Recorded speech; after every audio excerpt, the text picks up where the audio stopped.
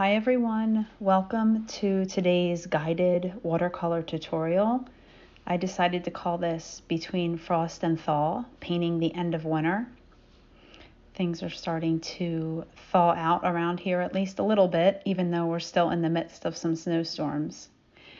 This is a painting inspired by the photography of my husband, John Lutz, and you can find his Substack linked in the newsletter as well as his website.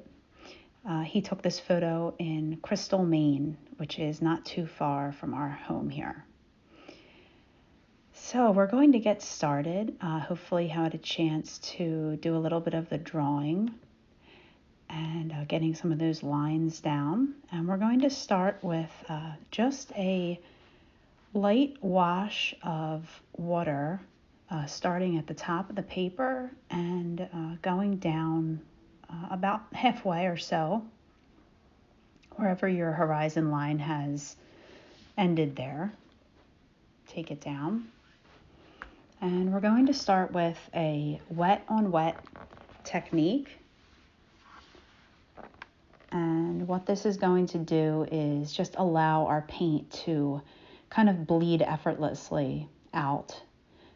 I decided to use a mix of blues and purples for my sky today. You're welcome to choose your own sky colors. Maybe it's morning or a sunset that you're going for. It's really your choice here. And you can see just dabbing the paint on is causing it to just kind of blend out. This is like a blooming technique.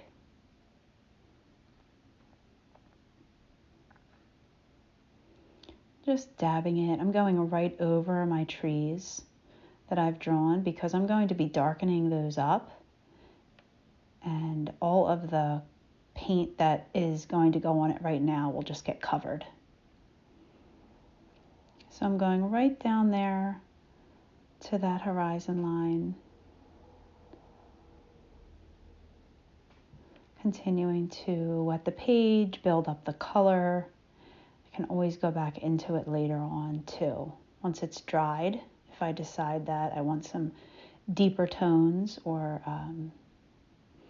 even some clouds. If you want to try removing some of the paint right now, you can just by using a towel that does not have a lot of texture to it. I find those are best if you decide that you want to take some paint off that way and give it the illusion of clouds. I'm going to do that here at the base because I would like to add just a bit of pink or maybe orange down there. You can also just kind of move the dry brush around the paper, and that will lift some of that watercolor as well. Kind of remove it. Some streaks there. Sometimes we get those lines in the sky. And I'm going to remove a little more of the water with just a totally dry mop brush. You could use any brush for this. But just to take some of that water off and still leave that purpley blue color. And now I can go into that bottom area where I wanted to just add a little bit of reddish or pink. You can make this as dark as you like. I'm just going to keep it real light. But you could certainly go darker.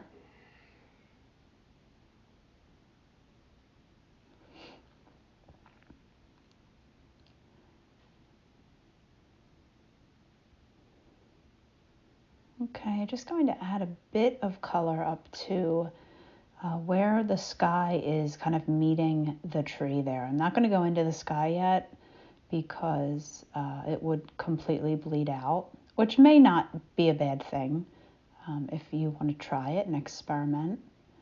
I've definitely done it before and kind of just blended all my colors together, and it is a different effect. I'm just going to go up so far right now and start to lay in some of the first layer of color on the trees. So mix of browns, a mix of dark grays, umbers, even ochre you can go into it with. And again, the photo is for inspiration only. I am definitely not trying to replicate it exactly, but instead just use it in my own way.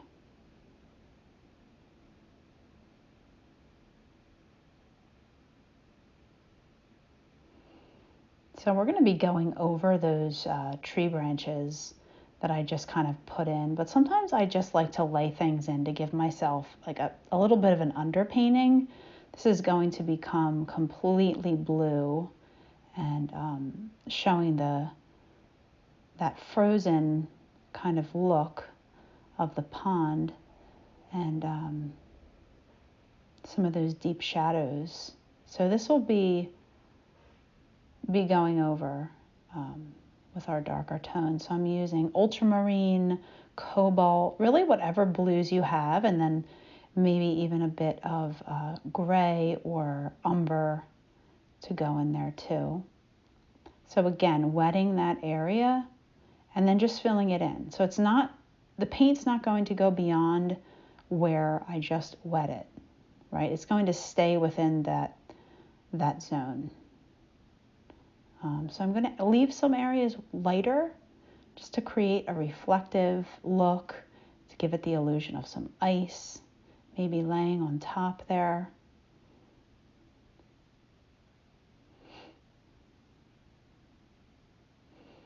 So this whole area here is kind of snow and ice, so there's some bits of water coming through. Again, remember, you can always pause this video and just work at your own pace.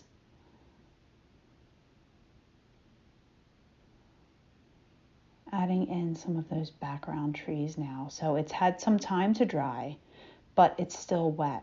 So that's the key, is that I'm just going to start dripping them in, maybe going a little above, maybe a little below. Being careful to not go too much into the pink area because it is only so much. So just dabbing ever so lightly to get that tree line in. Has a real natural feel.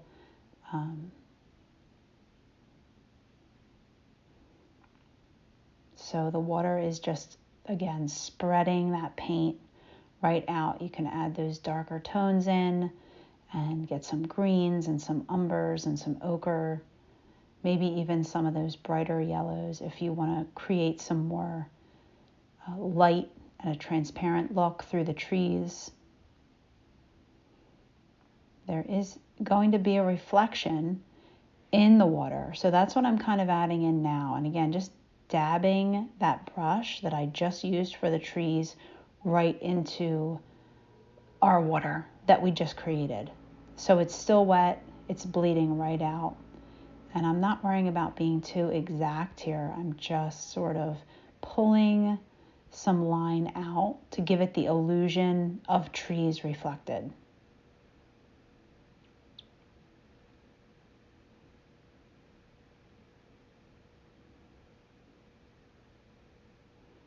Okay, giving some things some time to dry.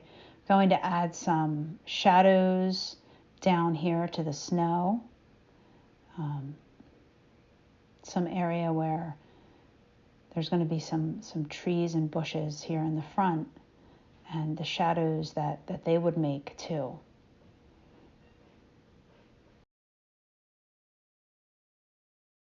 Gently with my brush, just layering in to give it the illusion of depth with these in front, in the foreground here. So our trees and our branches are going to be in the foreground of this piece.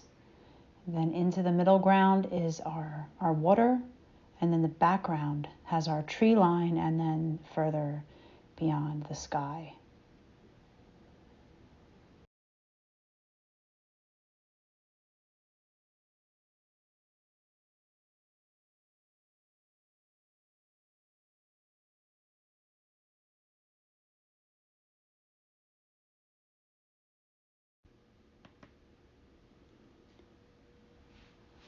So dabbing those browns and umbers to start to darken up these trees.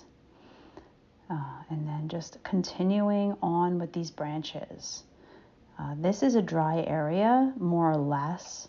So I'm just using a little bit of water and some paint and a thin pointy brush and just going up. Again, not too worried about being so precise.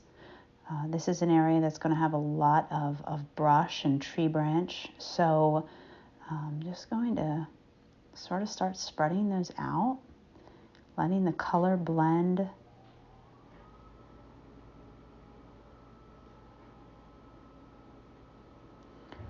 Getting some variation in height. Some are crisscrossing. There's some reddish browns. There's some deeper tones of brown. Maybe even a little bit of that gray or neutral tone. Ochres, even some blue. So all of these colors are going to be present in nature if we're really taking the time to look and notice. Not something we always do, but we can. So this has dried enough that I can start to lay some of the tree, the smaller tree that is in the front here, in. So again, going right into the water, really loving that blendy look to give us those shadows in the water. Dabbing in to start filling in some of this tree line with some of our deeper tones, especially in the front of that, and then as it goes back, it will start to blend. Okay, jumping back to the shadow now. As you know, I like to move around my paper, otherwise I start to get a little bit too detailed in one area. It works for me, and maybe it will work for you, or maybe not. Again, just take your time and work at your own pace and what's coming naturally for you. And you may want to change this a little bit. You may want to only have one tree in the corner, or maybe your pond is coming out a different way.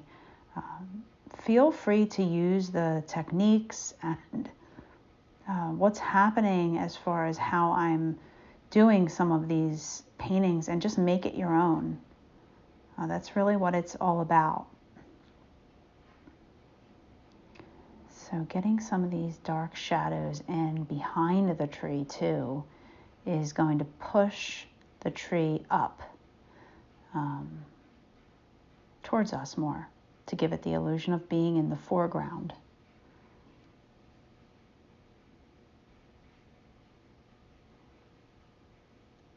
Adding in our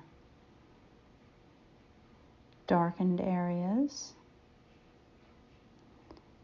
getting some of those colors into our tree trunk.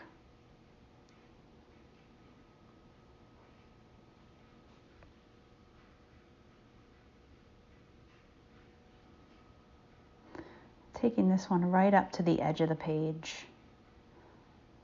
Really make it look like it's in the front. And just have a lot of fun with these branches.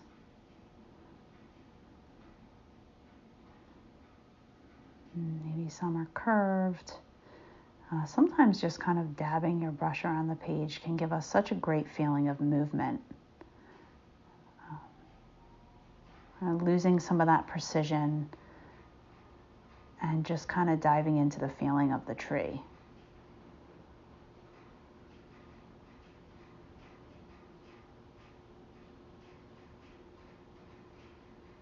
And experiment with the shapes and, the way that you want your tree to bend or move, or all these things can be just your own,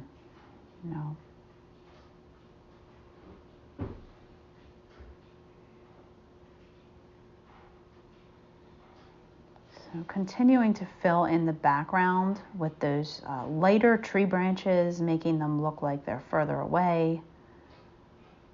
Kind of a mass of tree branches everywhere.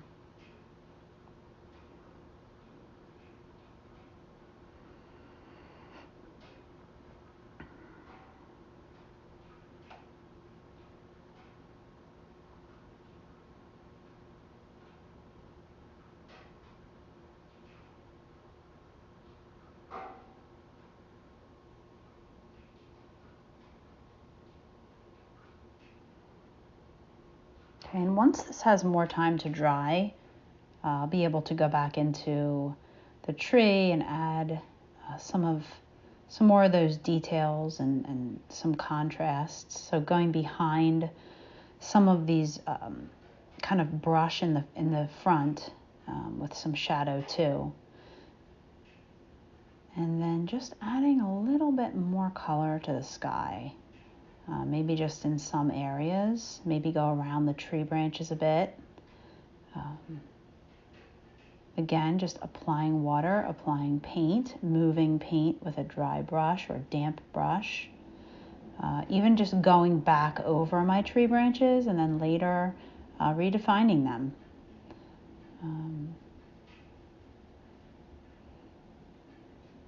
So just building up color.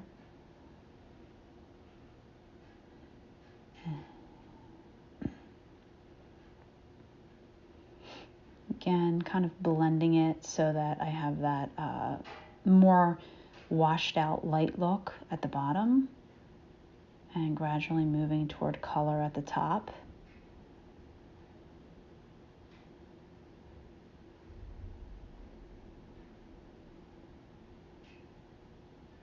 And your painting will dry and you'll look at it and you'll think, I want to add this, I want to add that. Definitely keep working on it. I know I'm going to keep on working on this one, at least for a little while, let it dry and see what I can add in as far as creating more depth, more contrast, and yeah, just keep going with it for a little while. There's always a fear of overworking too, but I think as a beginning painter or even as a further along in your artistic career, you can kind of gauge that and see how much further you can push it. So I'm going to let this dry, and then I'm going to be going back into it. I hope that you post your work in the chat, and I can't wait to see your paintings. Thanks so much. See you next time.